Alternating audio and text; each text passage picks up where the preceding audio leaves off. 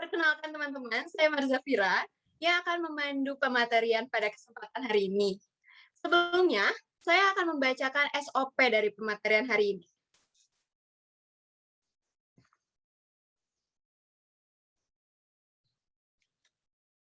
Oke, SOP pematerian MIPA Bersatu 2021. Yang pertama, peserta wajib menggunakan identitas yang telah ditentukan selama pematerian berlangsung dengan format nomor kelompok underscore nama lengkap underscore 3 digit terakhir NPM yang tertera di website MB 2021. Contohnya 01 underscore MAD underscore 011. Jadi untuk teman-teman yang belum mengikuti format nama boleh diganti terlebih dahulu. Yang kedua, kegiatan pematerian dipimpin oleh seorang moderator. Yang ketiga, peserta diwajibkan untuk mematikan mic selama kegiatan pematerian berlangsung dan dapat menyalakan mic dengan seizin moderator. Yang keempat, peserta dapat memberikan pertanyaan di kolom chat selama pematerian berlangsung dengan format nama, asal jurusan, pertanyaan. Yang kelima, pertanyaan peserta akan dijawab pada saat sesi tanya-jawab berlangsung. Teman-teman yang saya hormati, seorang mahasiswa diharapkan memiliki kepribadian yang baik, berpikiran kritis, berakhlak mulia, serta berkualitas baik sebagai penerus bangsa. Untuk mencapai hal tersebut, tentu diperlukan pemahaman tentang konsep diri. Konsep diri merupakan inti dari kepribadian seseorang yang sangat berperan untuk menentukan dan mengarahkan perkembangan kepribadian seseorang dalam lingkungannya. Konsep diri memiliki peranan penting dalam menentukan perilaku individu dalam memandang dirinya sendiri. Manfaat dari mengetahui konsep diri yaitu bersikap optimis, percaya diri, senantiasa berpikir dan bersikap, serta berperilaku yang positif. Pada kesempatan kali ini, konsep diri akan dibahas oleh narasumber kita, Kang Kenny Valentino SPSI, melalui pemaparan berjudul Konsep Diri, Modal Awal untuk Mencapai The New You. Izinkan saya untuk membacakan CV dari Kang Kenny.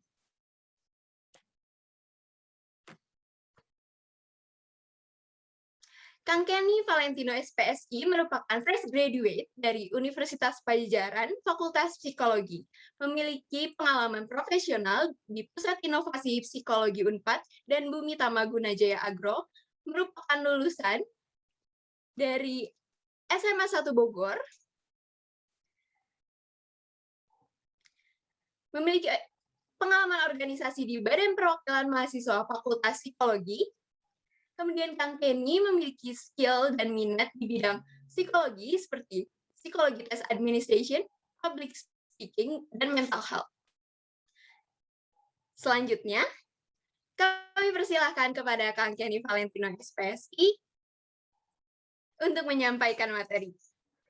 Oke, halo teman-teman semuanya. Suara aku terdengar jelas belum? Terdengar ya? Oke, thank you Marza atas waktunya. Dan mungkin teman-teman panitia boleh di-share screen ya presentasinya. Dan selagi kita menunggu presentasi yang akan di-share screen oleh teman-teman panitia, aku memiliki beberapa harapan yang mungkin bisa diterapkan oleh teman-teman selama nanti sesi pematerian hari ini. Harapan yang pertama mungkin marilah kita pada kesempatan kali ini memiliki growth mindset, di mana pola pikir ini adalah kita memiliki kepercayaan bahwa segala kegiatan yang sedang kita ikuti hari ini itu ada manfaatnya dan merupakan proses pembelajaran untuk mencapai diri kita yang lebih baik. Dan harapan yang kedua dan yang terakhir juga adalah partisipasi aktif. Karena dalam kegiatan ini tidak hanya satu arah, nggak cuma aku akan ngobrol-ngobrol dan ngobrol asik bersama teman-teman, tetapi juga nanti ada sebuah game yang mungkin bisa teman-teman ikuti secara bersama-sama, secara kelompok maupun individu seperti itu. Oke, sekian pesan sponsornya. Mari kita mulai ke permaterian hari ini. Konsep diri, modal awal untuk mencapai the new you. Next slide.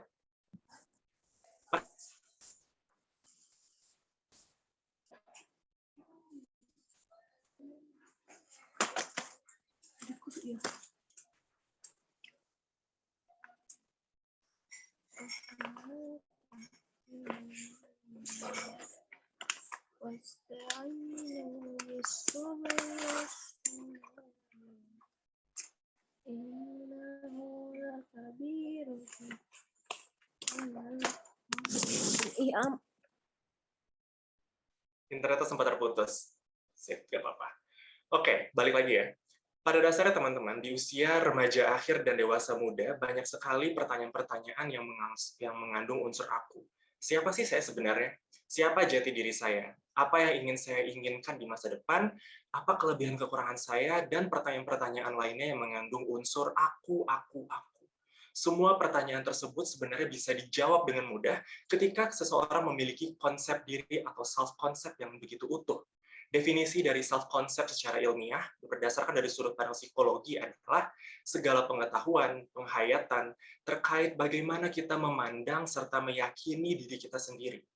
Oleh karena itu, self-concept tidak hanya sebatas kita mengetahui kelebihan dan kekurangan kita, tidak.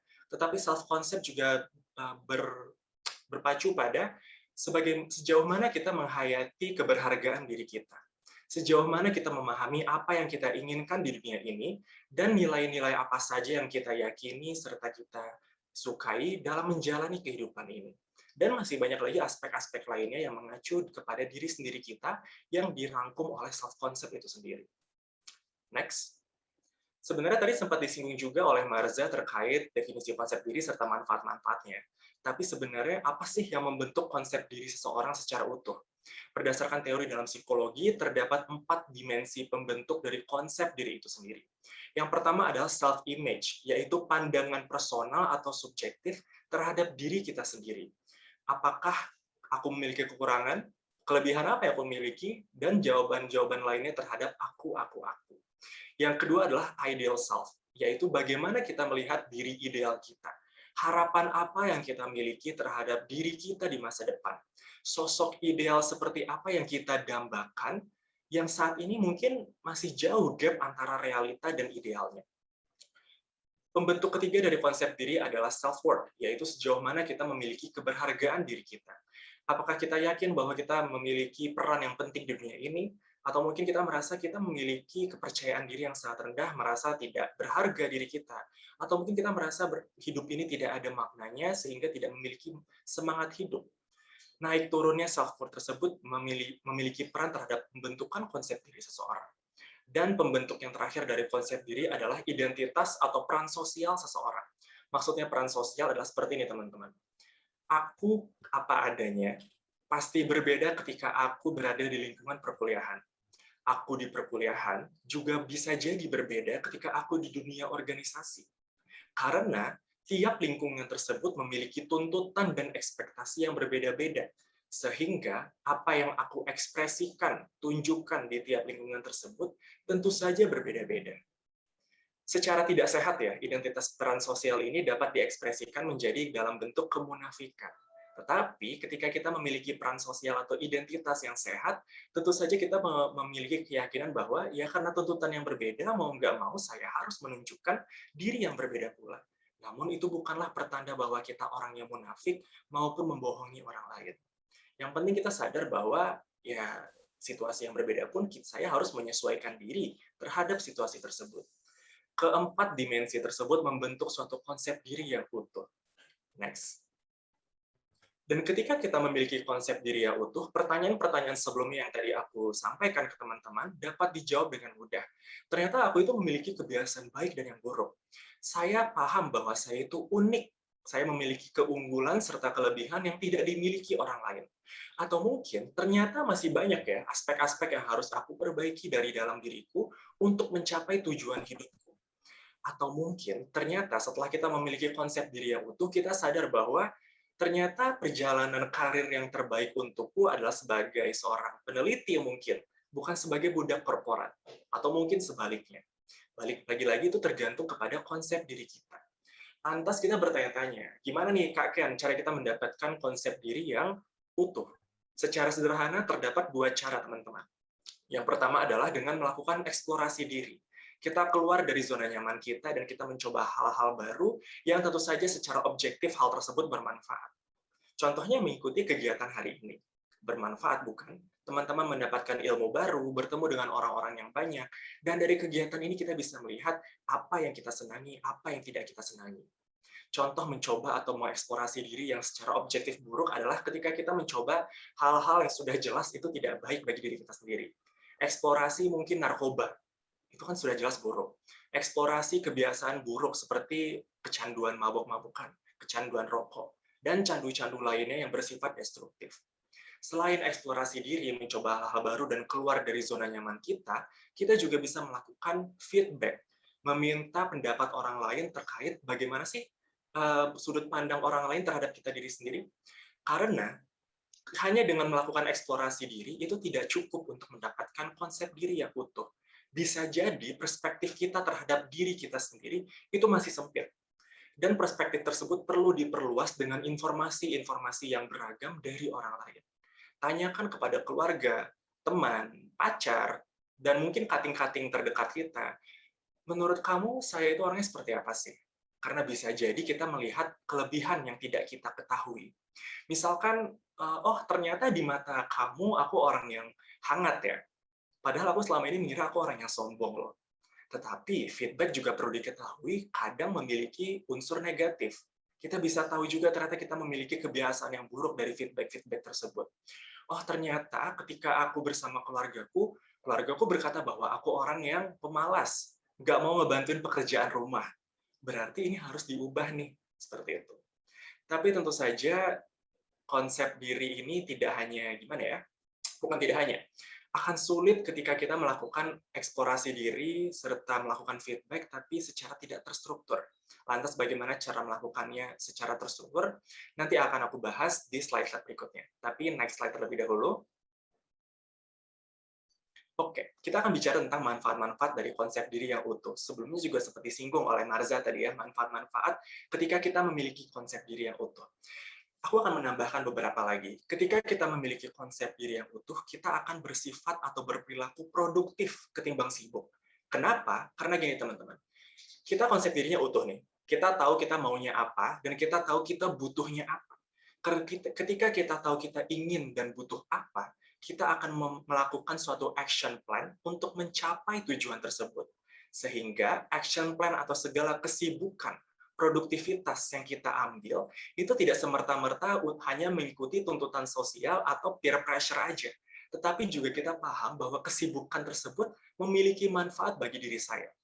Contoh ya, orang-orang yang tidak memiliki self concept yang utuh adalah ketika dia tertekan melihat teman-temannya sibuk organisasi, sibuk kepanitiaan, terus akademiknya lancar, dunia sosialnya juga bagus. Dan terus dia merasa tertekan dan dia harus mengikuti semua kesibukan yang ada di fakultas maupun di tingkat universitas. Sedangkan orang yang memiliki konsep diri yang utuh, dia tahu kegiatan mana aja yang sebenarnya bermanfaat dalam jangka pendek dan juga jangka panjang. Sehingga orang-orang yang memiliki konsep utuh itu nggak membabi buta mengikuti apa ya standar sosial yang ada seperti itu. Manfaat yang kedua dari konsep diri yang utuh adalah kita dapat berkontribusi lebih bagi lingkungan dan juga diri sendiri. Ketika kita memahami kelebihan kita apa, kekurangan kita apa, kita dapat melampiaskan dan melimpahkan kelebihan tersebut ke dalam bentuk perilaku yang bermanfaat bagi lingkungan sekitar kita. Contoh ya, aku paham aku memiliki pemahaman psikologi yang baik, dan aku ingin berkontribusi dengan melakukan share ilmu ke teman-teman. Tapi kalau aku nggak paham nih, kalau aku nggak paham bahwa aku tuh sebenarnya memiliki pemahaman psikologi yang mendalam, ya aku nggak mungkin kepikiran bakal nge-share ilmu tersebut. Karena aku sendiri nggak tahu gimana caranya mengekspresikan dan menyalurkan apa yang aku punya ke lingkunganku. Dan yang terakhir benefitnya adalah ketika kita memiliki konsep diri yang utuh, kita adaptif dan flourishing. Flourishing ini dalam dunia psikologi didefinisikan sebagai kesehatan mental yang baik dan juga kesejahteraan yang baik. Kenapa kok bisa kalau konsep diri yang utuh kita sehat mental dan sejahtera? Karena kita paham kapan sih kita harus istirahat, kapan sih kita harus bekerja, dan kapan kita harus memprioritaskan diri kita ketimbang memprioritaskan orang lain, mimpi-mimpi kita, dan kapan kita harus bernafas dan ambil waktu sejenak untuk diri kita sendiri. Next. Oke. Dan mungkin salah satu manfaat yang paling besar dari kehadiran konsep diri yang utuh adalah itu dapat menjadi modal yang berharga untuk mencapai mimpi terbesar kita, end goals kita. Karena kita paham betul kondisi diri kita paham kelemahan, kekurangan kita seperti apa, kita paham ancaman serta kesempatan apa saja yang akan kita hadapi di masa depan dengan kondisi saat ini, maka kita itu memiliki modal yang berharga untuk membuat suatu action plan yang sangat terorganisir, yang sangat rinci, yang dapat kita ikuti untuk mencapai tujuan terbesar kita. Sekarang pertanyaannya, bagaimana cara Oke. membuat action plan tersebut? Halo? Tadi ada yang bersuara, ingin bertanya mungkin? Atau tadi terputus internet aku? Enggak ya? Mungkin Oke, tidak sengaja tidak tertekan sengaja mic. ya? Iya. Oke, nggak apa-apa. Tapi kalau teman-teman emang mau bertanya, silakan aja ya. Kalau mau motong ya, aku nggak keberatan. Oke, lanjut. Next slide. Tadi aku juga sempat bilang ya, ada suatu cara untuk mengeksplorasi diri dan meminta feedback yang sistematis. Dan cara tersebut yang sering digunakan oleh semua orang, bahkan di dunia organisasi dan perusahaan, adalah menggunakan SWOT analysis, atau Strengths, Weaknesses, Opportunities, dan Threat Analysis. Analisis diri ini akan menjawab keempat aspek dari konsep diri yang lebih sederhana lagi, yaitu apa kelebihan kita, apa kelemahan kita, kesempatan apa saja yang kita miliki di dunia ini, serta ancaman apa saja yang mungkin kita hadapi di masa depan. Next slide. Sekarang, bagaimana cara kita menemukan kelebihan yang kita punya secara sistematis? Berikut adalah keempat pertanyaan yang bisa teman-teman jawab untuk mendapatkan gambaran kelebihan atau kekuatan yang kita miliki.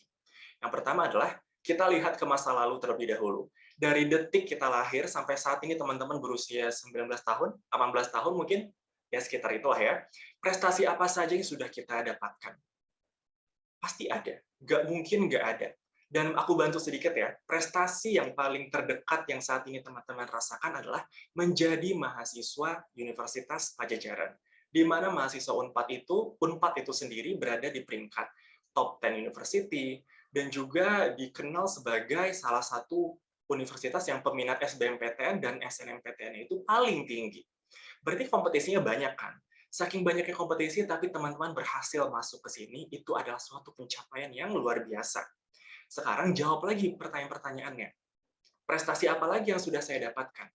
Silahkan kalian analisis masa lalu kalian, perjalanan hidup teman-teman sampai saat ini, ada nggak sih prestasi yang aku miliki? Dan pertanyaan ketiga yang harus kita jawab adalah, pandangan positif orang lain itu seperti apa ya? Pandangan positif ini bisa kita dapatkan lagi-lagi ke orang-orang terdekat kita, orang-orang yang sering bekerja sama dengan kita, keluarga kita pun juga bisa. Atau juga bisa, kalau misalkan pengen lebih advance ya, nanyanya, itu ke psikolog atau konseling. Karena dari bantuan seorang psikolog dan seorang konselor, kita dapat melihat diri kita secara lebih utuh dan juga secara objektif. Dan yang terakhir, apa yang membuat teman-teman unggul dibandingkan beberapa orang atau dibandingkan orang-orang banyak lainnya? Tadi sebenarnya yang terjawab juga dari salah satu prestasi UNPAD tadi, teman-teman lebih unggul dibandingkan beribu-ribu orang yang pernah mendaftar di UNPAD. Sekarang cari lagi jawaban terhadap pertanyaan ini. Aku unggul di mana aja ya? Apakah aku ternyata unggulnya di bidang matematika, biologi, atau bahkan di bidang lomba debat, lomba kesenian, putra-putri pajajaran mungkin, atau lomba-lomba lainnya, seperti itu. Next. Yang kedua adalah weaknesses. Bagaimana cara kita dapat mendapatkan gambaran yang utuh terkait kelemahan atau kekurangan yang kita miliki. Tanya lagi, kita lihat track record kita dari berpuluh-puluh tahun sebelumnya. Ada nggak sih kegagalan yang pernah aku temui? Ada nggak ya kekurangan yang mungkin sering muncul dalam diriku, sifat-sifat jelek, perilaku atau kebiasaan buruk yang perlu aku perbaiki? Dan ada nggak ya, bukan ada nggak ya, tapi bagaimana aku menyikapi kegagalan tersebut? Apakah kegagalan A sering terjadi, atau sebenarnya kegagalan A itu hanya terjadi di situasi khusus saja, situasi tertentu saja? Itu dijawab lagi secara mandiri ya teman-teman ya. Karena yang tahu masa lalu teman-teman secara utuh ya teman-teman juga. Pertanyaan yang ketiga adalah, hal apa saja yang saya hindari selama ini yang membuat saya takut? Ini pertanyaannya mengacu kepada zona nyaman teman-teman sendiri. Apa yang membuat teman-teman cemas? Apakah mengikuti kegiatan organisasi? Atau mungkin terjun ke divisi PDD, takut gitu ya karena nggak ngerti desain, itu bisa menjadi suatu kelemahan teman-teman. Atau mungkin nggak pernah berani ikut tawaran lomba dari guru maupun dosen, itu juga bisa menjadi sebuah info penting untuk mendapatkan gambaran terkait kelemahan apa yang kita miliki. Dan pertanyaan terakhir yang bisa kita tanya adalah ke orang lain, pandangan negatif mereka terhadap diri kita itu seperti apa sih? Nah, teman-teman, untuk strength dan weaknesses ini banyak pertanyaan terkait pandangan orang lain itu seperti apa. Perlu diingat juga ketika teman-teman menanyakan pertanyaan ini ke teman terdekat, orang bisnis partner mungkin, dosen, guru, dan lain-lain, terimalah feedback tersebut secara terbuka, secara objektif, dan dipertanyakan. Jadi jangan langsung dimasukin ke hati kayak, oh ternyata aku orangnya bodoh ya, karena barusan dosen bilangnya bodoh. Kamu tuh bodoh ya? Ya semoga aja tidak ditemui kejadian seperti itu ya teman-teman ya. Tapi teman-teman analisis, kenapa kok bisa ya aku dibilang bodoh? Kok bisa ya orang tua aku bilang aku malas? Kenapa sih? Nah, dari weaknesses-weaknesses ini nantinya kita akan mendapatkan gambaran yang utuh apa yang bisa diperbaiki dari diri kita sendiri. Next slide. Aspek ketiga dari SWOT analysis adalah O, opportunities, yaitu kesempatan-kesempatan yang kita miliki atau kita punya di lingkungan sekitar kita. Kalau tadi strength dan weakness itu bersifat internal dalam diri kita, opportunity dan threat ini bersifat eksternal di sekitar kita. Pertanyaan pertama yang harus kita jawab untuk menemukan opportunity adalah sumber daya apa aja sih yang kita miliki? Sumber daya ini maksudnya misalkan ini agak apa ya? Agak nyeleneh mungkin ya insight atau informasi yang akan aku berikan.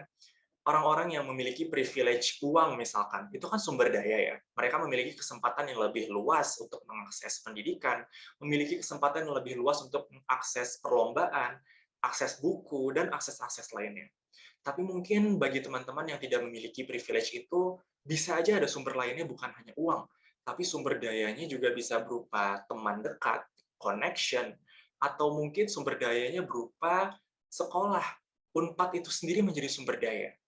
Unpad sebagai universitas kita ya teman-teman ya, itu menjadi sumber daya yang berharga bagi teman-teman. Kita dapat menjadi ruang belajar kita punya cutting di dalamnya yang bisa kita tanyakan pengalaman-pengalaman mereka, kita punya perpustakaan yang bisa kita baca secara gratis, kita pinjam juga bukunya, dan sumber daya lainnya. Tapi kalau situasi online kayak gini, aku juga nggak ragu ya, pinjam buku di perpus itu seperti apa. Oke, itu intermezzo sejenak. Pertanyaan kedua yang harus kita jawab dari aspek opportunity ini adalah social network apa yang kita miliki? Atau social support apa yang kita miliki di lingkungan sekitar kita? Adakah orang-orang terdekat kita yang bisa membantu diri kita untuk pengembangan diri, self-development? Adakah orang-orang terdekat kita yang bisa membantu memberikan dukungan emosional ketika kita jatuh nanti? Itu ditanyakan. Dan seperti apa bentuk dukungan yang bisa mereka berikan? Contoh teman-teman terdekat, oh oke, berarti ada peluang dari teman-teman terdekatku untuk memberikan dukungan emosional ketika nanti misalkan aku terjatuh, terpuruk ketika mengejar mimpiku, seperti itu. Dan pertanyaan-pertanyaan lainnya terkait social network. Pertanyaan berikutnya yang harus kita jawab untuk mendapatkan gambaran opportunity yang utuh adalah tren sekarang itu seperti apa sih? Tren sekarang itu kan kita didominasi oleh dunia digital, hybrid era. Berarti itu suatu kesempatan, khususnya nih ya, bagi teman-teman yang misalkan punya kelebihan di dunia IT, teknologi, itu menjadi peluang yang sangat besar karena tren saat ini dituntut untuk memahami teknologi. Seperti itu.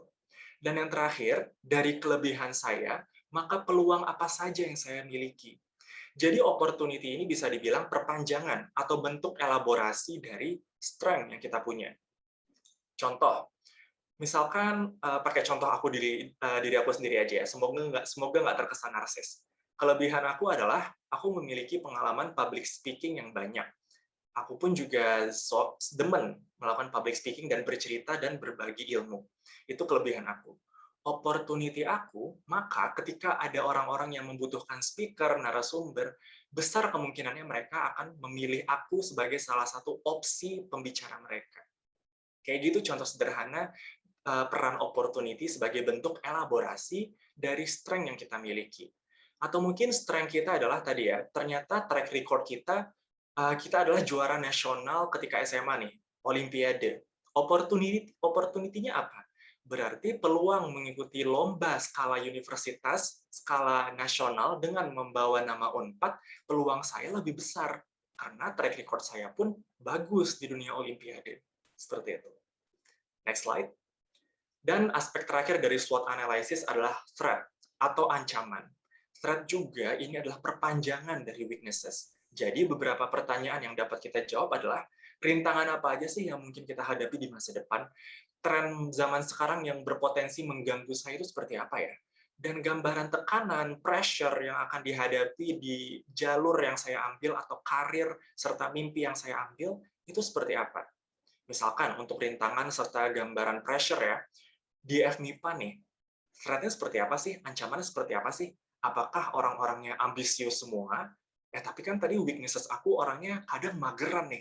Berarti threat-nya adalah aku yang mager itu menjadi ancaman ketika lingkunganku semuanya ambisius, pengen cum laude, orang-orangnya pinter-pinter lagi. Berarti itu jadi pesan tambahan juga buat kita, si weaknesses berupa mager itu perlu dihilangkan, perlu diperbaiki. Dan balik lagi ya ke poin yang terakhir dari threat adalah dari kekurangan yang kita miliki itu juga bisa menjadi suatu threat. Contohnya tadi udah aku jelasin ya, tadi aspek mager, terus ternyata trennya adalah orang-orang sekarang tuh ambisius.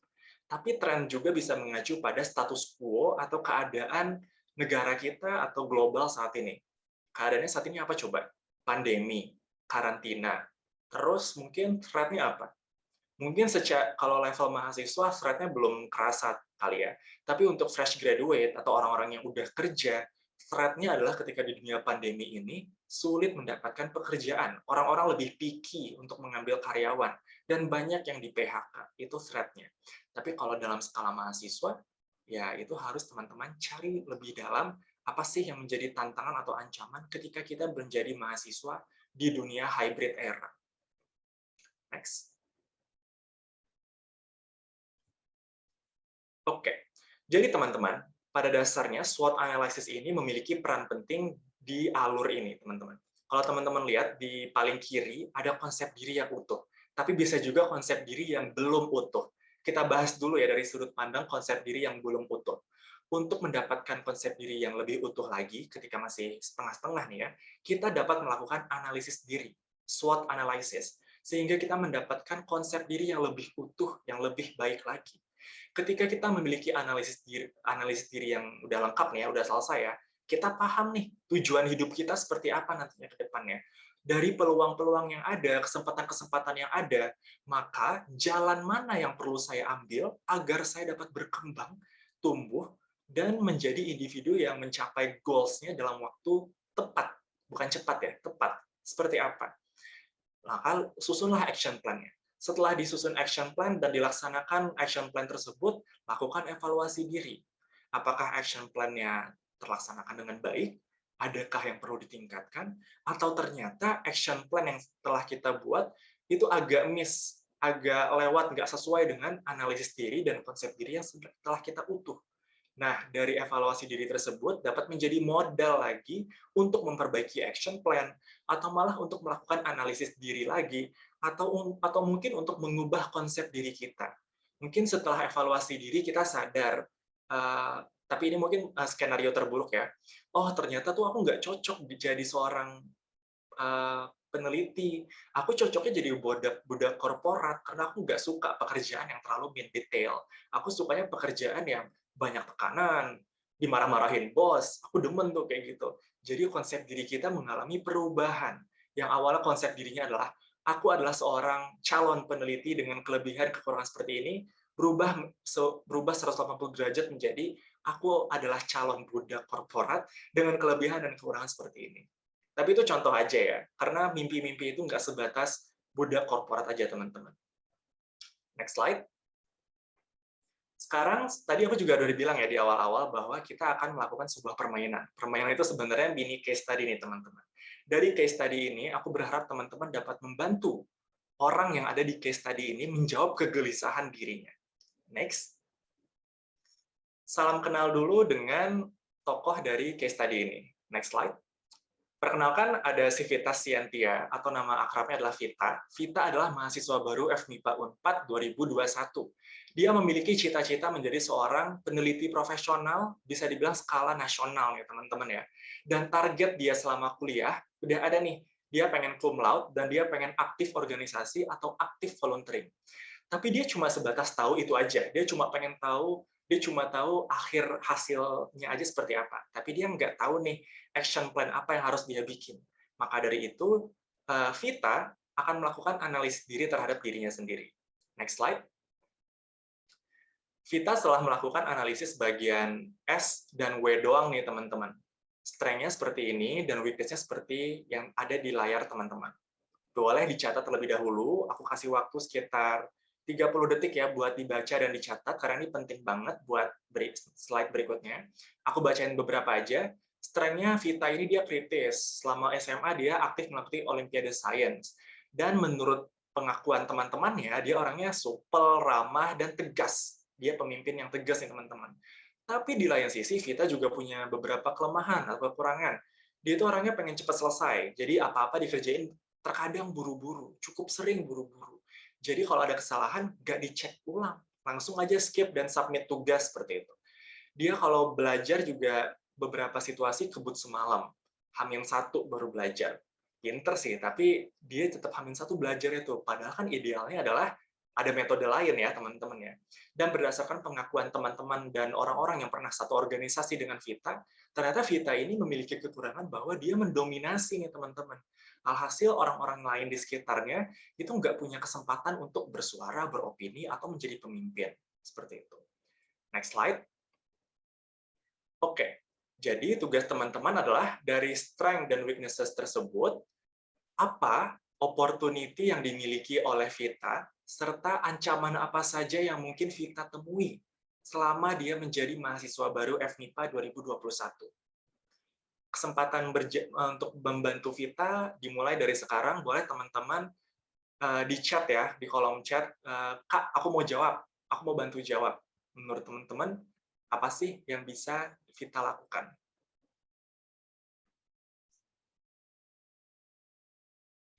Ayo, ada nggak yang mau bantu jawab? Dan aku tekankan tidak ada jawaban salah dan benar, salah Ada atau nih, benar. Kang. Ada nih. Dari Boleh, Syahdan Syahdan. Naufal. Silahkan.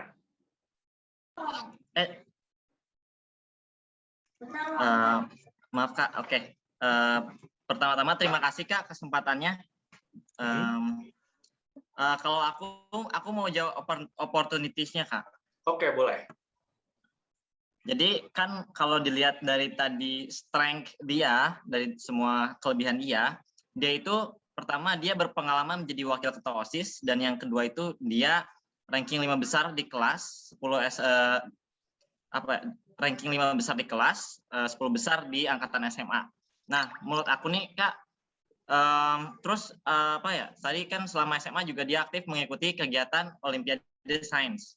Nah, menurut aku Vita ini dia pasti punya satu koneksi yang luas Kak. Jadi koneksi yang luas ini bisa dia manfaatkan sebagai satu sumber informasi, dua juga sebagai ya gitu Kak pokoknya. Jadi sumber informasi yang pertama, dua relasi mungkin. Oke. Sip. Aku mau coba bantu nambahin jawaban kamu ya, Syahdan ya. Berarti karena dia sering ikut lomba Olimpiade nih ya, dia punya koneksi untuk apa? Menurut kamu untuk apa nih koneksinya? Oh iya, tadi kan tujuan utama dia tuh jadi researcher ya, sama aku lupa yang tadi itu. Karena kan tadi pengen lulus cum laude. Yeah. Nah, dengan dia ngikut lomba-lomba itu pasti kan kayak di perlombaan dia ketemu orang-orang hebat juga yang ikut perlombaan juga gitu loh. Dan orang-orang pun pasti segan juga sama dia. Jadi menurut aku dia bisa meminta tolong ke teman-teman dia itu, ke koneksinya dia, untuk bantu dia berbagi pengalaman dan lain-lain sebagainya Kak. Menurut aku begitu Kak. Oke, thank you Syahdan atas jawabannya. Berarti boleh ya, operator ini Ilman ya, operatornya. Ilman boleh ditambahin, opportunity-nya adalah Vita memiliki koneksi yang banyak sehingga dia dapat belajar dengan orang yang banyak pula. Seperti itu ya Syahdan ya? Iya Kak, Oke. seperti itu. Ini ternyata banyak ya mau jawab ya. Oke, aku suka keaktifan kalian. Apresiasi dulu. Teman-teman FMIPA nih aktif-aktif semua. Bangga. Oke, Liz Revia nih jawab mengubah pola belajar. Boleh mungkin dijelasin dikit mengubah pola belajar, kenapa harus diubah? Iya Kak, aku izin ngejelasin. Jadi kan dia tuh tadi belajar kayak Hamin satu mau pembelajaran gitu ya. Coba kalau dia rubah untuk mempersiapkan diri dari sekitar 3 atau 4 hari sebelumnya gitu supaya dia lebih matang lagi dan dia bisa mempersiapkan dan menerapkan sistem itu buat di perguruan tingginya juga buat proses pembelajaran dia ke depannya. Oke. Sip, thank you. Panggilannya siapa? Panggilannya Rere. Oh,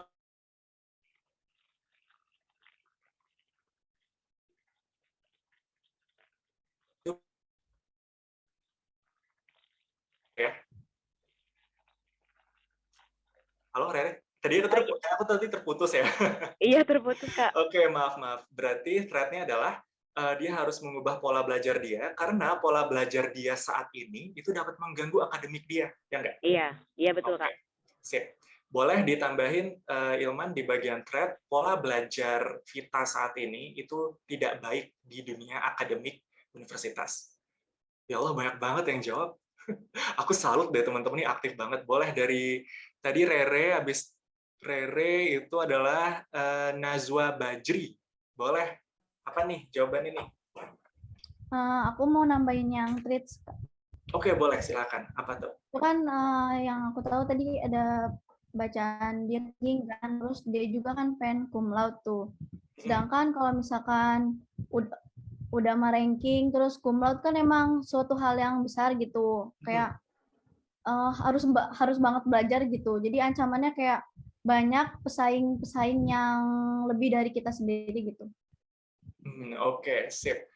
Berarti di lingkungan dia yang baru ini banyak juga ya saingan-saingan yang ingin ambis dan ingin cum laude juga. Seperti itu bukan? Iya. Sip. Oke, thank you. Panggilannya siapa? Nazwa. Oke, thank you Nazwa atas jawabannya. Sip. Selain abis Nazwa ada Haikal. Haikal Alfit. Boleh bantu jawab aku? Bantu Vita maksudnya. Kak, aku mau nambahin dua-duanya boleh Kak? Yang untuk Boleh opportunity. banget. Boleh banget. Oh ya, jadi untuk opportunity-nya menurut aku dia kan mau cita-citanya jadi professional researcher. Berarti dia tuh kayak bisa memimpin researcher-nya teman-teman yang lain. Karena dia memiliki kelebihan ya karena dia supel, ramah dan tegas. Berarti dia bisa memposisikan dirinya sendiri dalam suatu kegiatan gitu. Jadi kemungkinan opportunity-nya dia bisa menjadi pemimpin daripada pemimpin dari yang lain gitu Kak. Oke, sip. Nah, kalau untuk thread-nya, menurut saya dia ini bakalan sering banget ngedapetin keputusan yang salah, dikarenakan kelebihan dia adalah ingin cepat selesai, yaitu kurang teliti. Dan yang kedua, ada berkata dirinya itu mendominasi, berarti dia nggak mau ngedengerin kata-kata orang lain. Ketika dia ngelakuin kesalahan, karena dia ingin cepat selesai dan kurang teliti, teman-temannya pasti akan membantu nge-backup dia sendiri, diri dia gitu. Kalau itu salah. Dan tapi karena dia mendominasi, dia nggak mau dengerin, dan itu akhirnya berdampak ke keputusan yang diambil gitu. Jadi threats-nya dia adalah kemungkinan besar saat pengambilan keputusan akan salah langkah. Gitu. Oke, sip. Thank you Haikal ya atas jawabannya. Oke, boleh teman-teman Ilman bantu aku di opportunity-nya. Berarti tadi Haikal tuh nge-highlight kepemimpinan dan di bagian researcher. Mungkin kalau boleh aku simpulkan berarti opportunity-nya adalah dia menjadi lead researcher itu lebih tinggi dibandingkan yang lain karena kepemimpinannya ada dan dia juga pinter nih. Berarti kalau dia memimpin suatu penelitian, dia bisa dijagokan sebagai peneliti utama kayak gitu. Gitu bukan Haikal?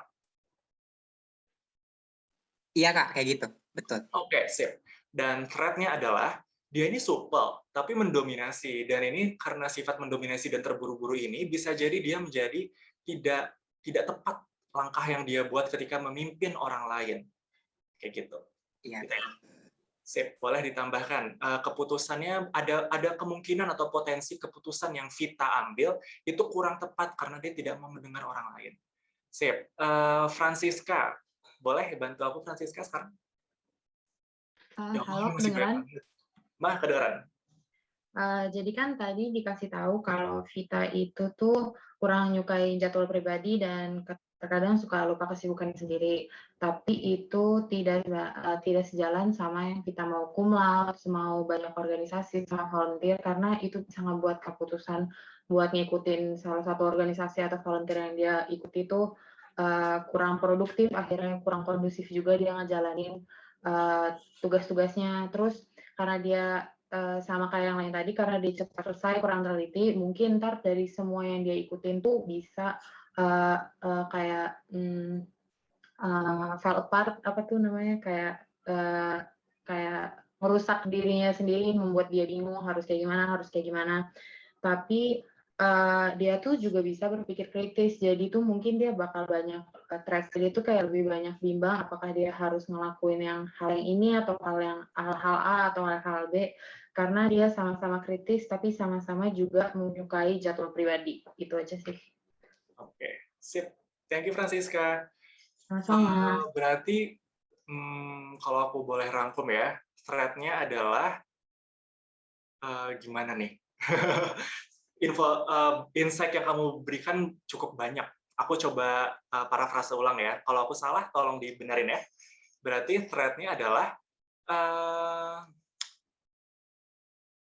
bentar. Aku jadi pusing juga nih, karena kamu pinter banget jawabannya. Boleh tolong diulang lagi, boleh nggak? Mungkin yang lebih singkatnya aja. Jadi itu karena tadi dia mau cum laude dan punya banyak organisasi dan volunteering, dia ngasih jalan sama yang dia pengen cepat selesai sama kurang teliti, terus dia mau punya jadwal pribadi, tapi itu dia juga kritis, mungkin dia terasa tuh bakal sering bimbang untuk nentuin mana yang harus diprioritaskan, mana yang harus produktif dan kondusif, kayak gitu. Oke, sip, thank you. Kata kuncinya prioritas nih, bagus banget nih insight-nya. Berarti si Vita ini memiliki kesulitan menyusun skala prioritas yang baik bagi dirinya sendiri. Itu ancamannya, kesulitan menyusun skala prioritas. Oke, teman-teman, kayaknya kita lanjut ke slide berikutnya dulu ya teman-teman ya. Ini banyak banget teman-teman yang pengen jawab, tapi karena keterbatasan waktu, I'm sorry to say, kita bakal ke slide berikutnya. Boleh? Slide berikutnya adalah, maka dari itu, action plan apa yang dapat Vita lakukan atau harus lakukan? Sebenarnya dari jawaban-jawaban sebelumnya nih ya, teman-teman udah menyinggung sedikit action plan-nya apa. Misalkan tadi salah satu jawaban dari Rere, kalau nggak salah, ya karena dia belajarnya tengah malam, SKS, mau nggak mau action plan Vita untuk saat ini adalah mengubah metode belajar dia. Tadi Rere juga sempat singkat, ubah yang awal SKS jadi setidaknya 3 hari atau 4 hari sebelumnya. Jadi itu aku masukin ke action plan ya. Boleh tolong dimasukin di bagian action plan yang pertama adalah mengubah pola belajar yang awalnya SKS menjadi 3 atau 4 hari sebelum ulangan atau sebelum ujian. Ini teman-teman banyak yang pengen jawab, yang pengen jawab ini, apakah mau bantu aku jawab di slide ini juga kah? Atau Oke, karena yang baru jawab itu dari Kirana, aku mulai dari Kirana juga ya. Boleh Kirana? Action plan apa yang harus kita lakukan? Halo Kak, Assalamualaikum. Waalaikumsalam. Menurut saya karena dia lebih cenderung karena dia sering mendominasi ya Kang. Jadi mungkin saya tangkap di sana kalau misalnya dia di kelas, dia selalu maju, selalu menjadi tokoh dalam kelasnya. Sebaiknya menurut saya dia memberikan kesempatan untuk teman-temannya merasakan pengalaman yang sama juga. Jadi dia memberikan kesempatan kepada teman-temannya yang belum. Oke, sip. Thank you Kirana atas jawabannya. Berarti tolong ditambahin ya, Ilman ya di bagian ini.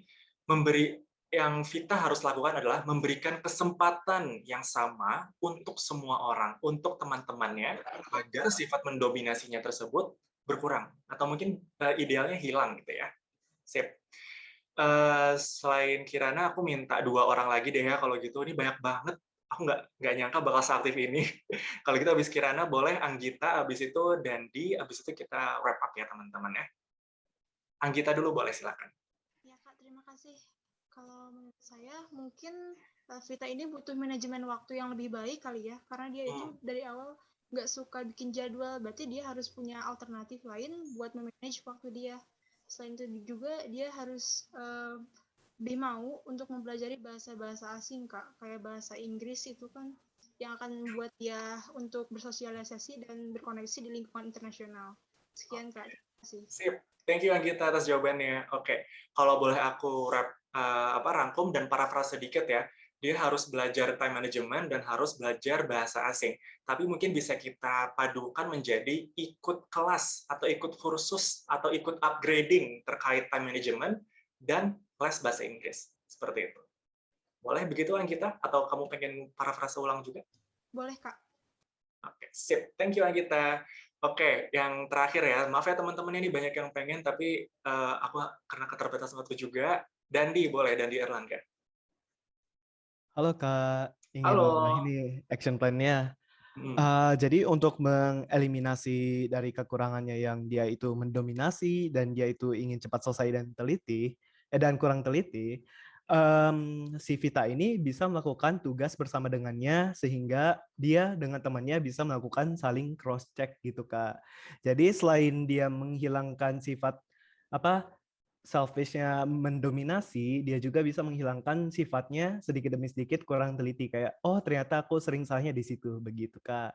Oke, thank you Dandi atas jawabannya. Berarti action plan berikutnya adalah sering atau aktif kerja kelompok atau belajar kelompok ya Dandi ya? Ya Kak. Karena dari belajar dan diskusi kelompok itu kita mendapatkan insight atau perspektif baru yang mungkin tidak kita temui. Dan dari insight tersebut kita dapat lebih teliti. Karena bisa aja yang ada yang kita miss diberitahukan oleh orang lain seperti itu. Thank you Dandi. Oke, mungkin sampai segitu dulu aja untuk action plan. Tapi mungkin nih ada yang nge-direct message aku nih, nggak apa-apa ya.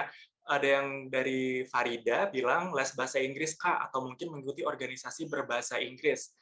Bisa sejalan dengan goalnya yang ingin aktif dengan organisasi dan kemampuan bahasa Inggrisnya juga. Oke, berarti ini sekali merangku dayung 2-3 pulau terlampaui. Berarti boleh nambahin action plan-nya itu ikut organisasi yang berbasis bahasa Inggris. Karena nggak cuma dia belajar bahasa Inggris, pengalaman organisasi pun dapat nih sama si kita. Oke. Dan ada juga yang bilang di sini di chat, membuat rangkuman setiap minggu untuk mengatasi SKS-nya kali ya, SKS sistem kebut semalamnya. Boleh ditambahin membuat rangkuman setiap minggu. Oke, teman-teman, karena ini masih banyak lagi yang pengen jawab, mungkin aku sarankan disimpan sendiri aja, diinternalisasi, dan dipahami. Oh, ternyata gini ya proses membuat SWOT analysis. Kita dapat mendapatkan insight-insight baru, dan sebenarnya ancaman dan opportunity yang ada itu mungkin masih sempit nih, yang teman-teman berikan. Dalam artian, untuk memperluas gambaran ancaman dan gambaran opportunity, kita juga bisa bertanya ke orang-orang yang pernah berpengalaman di situasi yang sama dengan kita. Maksudnya adalah tanya ke cutting, tanya ke alumni, atau tanya ke dosen. Sebenarnya threat jadi mahasiswa FMIPA itu apa sih? Opportunity jadi mahasiswa FMIPA itu apa aja sih? Kang, Mas, Mbak, Teh, gitu. Itu bisa memperkaya informasi kita terkait SWOT analisis kita. Dan sebenarnya juga nih teman-teman, aku awalnya mau nanya, tapi aku langsung aja kasih bocorannya ya. Teman-teman tadi lihat ya, bahwa goals-nya si Vita ini masih terhitung luas banget. Dia pengen jadi professional researcher, dia pengen cum laude dan pengen aktif organisasi. Tapi sebenarnya ketiga tujuan ini bisa di breakdown lagi, diturunkan lagi menjadi aksi yang lebih kecil lagi. Seperti action plan ini. Atau mungkin lebih kecil lagi misalkan dibuat jadwal juga tadi tuh ya, membuat rangkuman tiap minggu itu udah action plan yang lebih rinci lagi tuh. Ada waktunya dan ada kejelasan bentuk perilaku operasional itu seperti apa. Dan ini udah cukup bagus, udah bagus banget malah. This is more than enough, tapi mungkin bisa diperbanyak lagi. Jadi aku mau bilang apresiasi dulu ya buat teman-teman FMIPA, ternyata pinter-pinter banget dan bikin action plan-nya itu udah time based, udah sesuai waktu. Silahkan dipertahankan dan silahkan diaplikasikan juga ke diri sendiri teman-teman. Apresiasi dulu buat kita semua. Tepuk tangan. Nggak perlu on mic supaya kedengaran tepuk tangannya, tapi tepuk tangan dan pun tepuk pundak diri teman sendiri-sendiri aja. Next slide.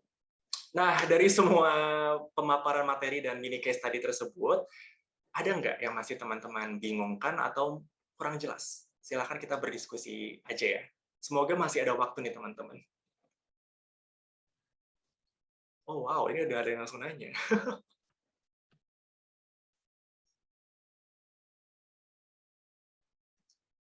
Ini langsung aku jawab aja Kak, atau moderator mau bantu aku? Oke, Kang, boleh nih sesi tanya jawabnya saya bacain aja ya, Kang. Iya, boleh. Mungkin yang di kolom chat dulu ya, teman-teman. Ada dari Dita Aulia, dari biologi. Apakah jika kita masih mudah terpengaruh oleh argumen orang lain, kita sudah berhasil membentuk konsep diri yang utuh? Itu pertanyaan pertama, Kang. Yang kedua, ambis dengan cara yang benar itu gimana?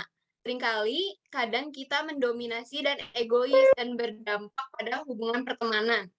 Yang ketiga, cara menganalisis diri itu gimana? Kadang masih bingung dalam membaca diri, atau lebih tepatnya bingung mendeskripsikannya nih, Kak. Boleh Mangga langsung dijawab aja?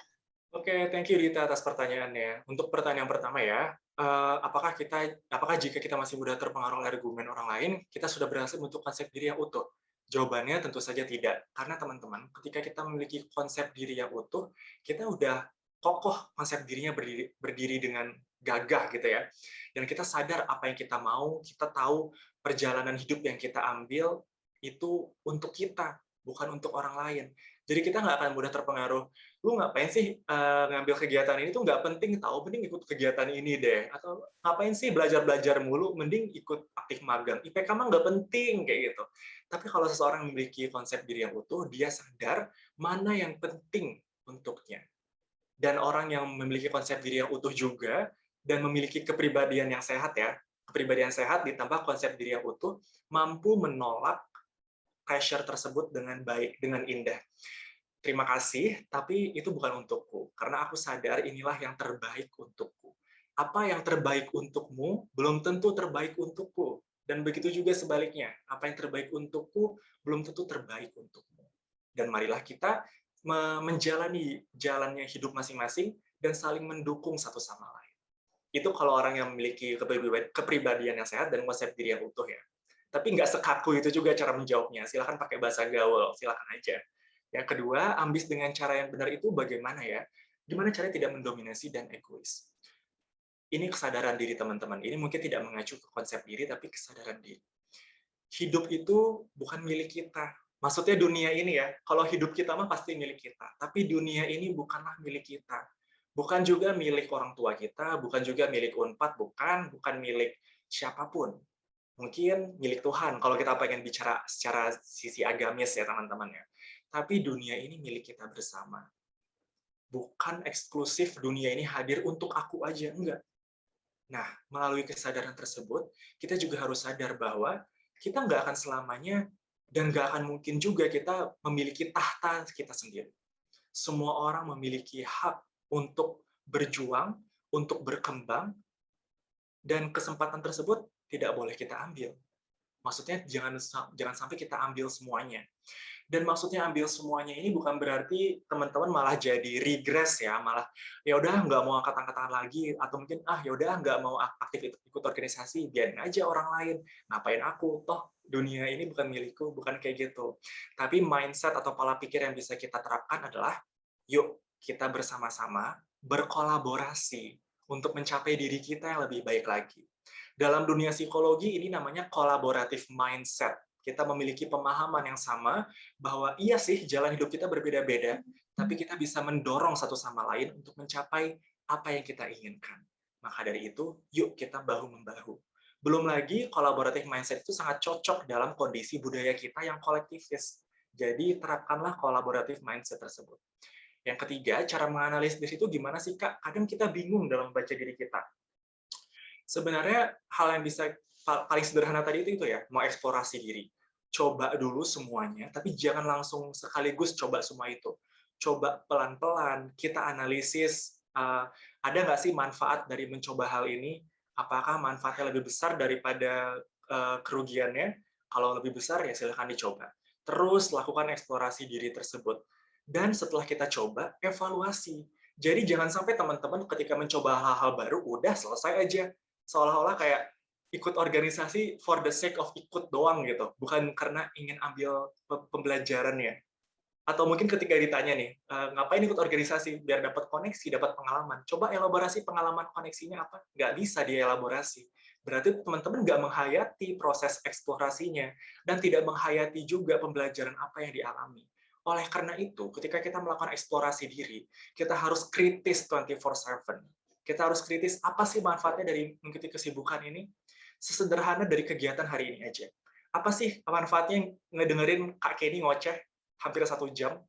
Kalau misalkan teman-teman habis dari ikut ini malah nggak dapat apa-apa, berarti pembelajarannya adalah, oh ya udah, kalau nanti next time ketemu pembicaranya Kak Kenny, nggak usah didengerin lagi aja, karena nggak ada manfaatnya. Who knows, kayak gitu. Jadi, aktiflah kritis terhadap diri sendiri. Kalau masih susah menjadi kritis dan melakukan eksplorasi diri, maka teman-teman harus meminta bantuan orang lain. Saran aku sih, ya, minta jasa profesional seperti konselor ya, nggak usah psikolog, tapi konselor, konseling pendidikan.